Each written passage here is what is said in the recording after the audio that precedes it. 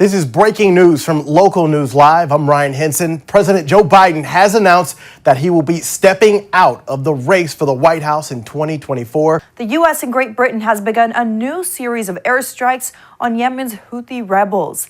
This comes after the U.S. military launched similar attacks on dozens of sites used by Iranian-backed militias yesterday. Sidney Powell has pleaded guilty. Now, this comes one day before her trial was set to start in Fulton County. Fulton County prosecutors are recommending a sentence of 6 years probation. Rosalynn Carter, the wife of 39th President Jimmy Carter, has passed away at the age of 96. She entered hospice care on Friday. The Carter Center announced her passing today. She died at 2:10 p.m. in Plains, Georgia, where the couple resides. Crews, they've been working to free two men who were trapped inside of that plant. The two men were inside preparing it for demolition when it came crumbling down on them. And what about the other guests at the hotel? Do you know if it was full or if other guests had to be evacuated, at least on the floor that this is happening on?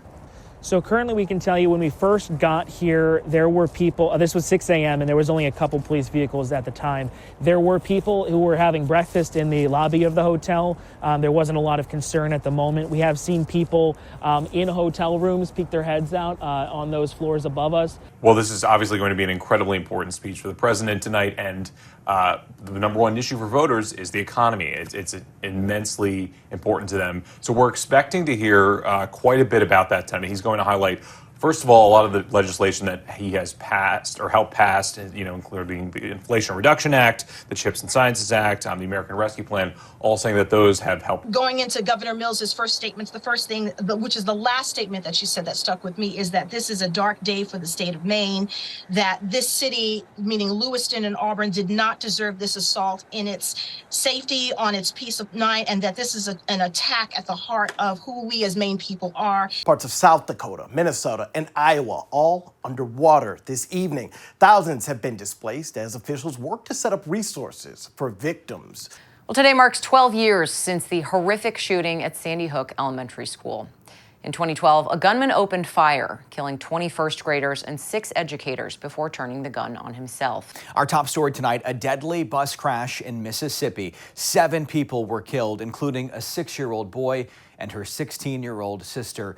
37 other people were injured. Police say the bus went off the highway 30 miles west of Jackson and flipped. 6 people were pronounced dead at the scene. 1 person later died at the hospital. In an 8-1 vote, justices ruling to uphold a gun control law intended to protect domestic violence victims. And talk to me about how the justices broke this down.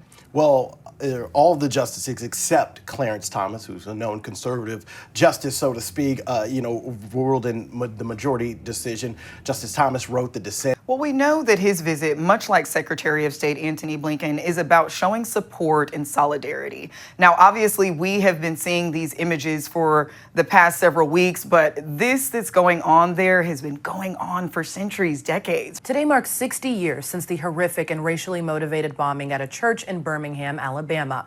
On this day in 1963, the 16th Street Baptist Church was bombed by KKK members during a church service. 4 young black girls died as a result. Joining us now is WBRC reporter Jonathan Skinner. John, how are those victims being remembered in Birmingham today? We begin with news out of South Carolina, where a search is underway for a missing military jet that crashed Sunday afternoon. Now, officials say a Marine Corps pilot ejected from the aircraft and then parachuted over the Charleston area. 2 teams. A lot of questions. Very interesting. Who you got? Yeah, so James Madison looked really, really good this year. But Air Force is in a better conference. James Madison's losing their coach to Indiana. That's always huge. Taylor's great. He's the Jim Thorpe Award winner. Welcome back to Local News Live. We are already entering Week 6 of the NFL season, and the Las Vegas Raiders are 2-3 with a game against the hapless Patriots this weekend. We check in with Raiders Nation and the big stories around the NFL with KVVU Sports Director Kevin Bollinger. And who is this team off the field? I know they had a lot of gelling points during the season. Talk about some of the character they have on the team here.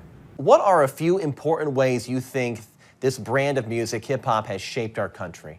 It's given us an opportunity to kind of get a lot of our messages out there that we probably wouldn't have had the opportunity to get some of the messages that we want to get out there. We can get it out there through our music. What do you guys think about this era that we live in now, this content creation era? How do you think the craft has developed over the years?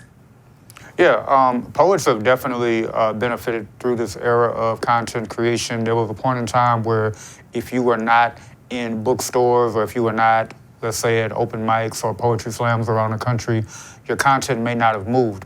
Danny Canada, managing editor of the online publication Boss Up, joins me now. Do you see more doors opening for Black artists now in Sin City where they've historically struggled to find acceptance?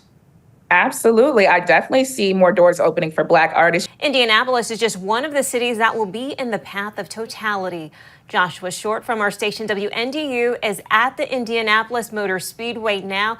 Joshua, talk to me. What do they have in store for everyone today? Drone sightings were first reported in New Jersey last month before quickly expanding to nearby states.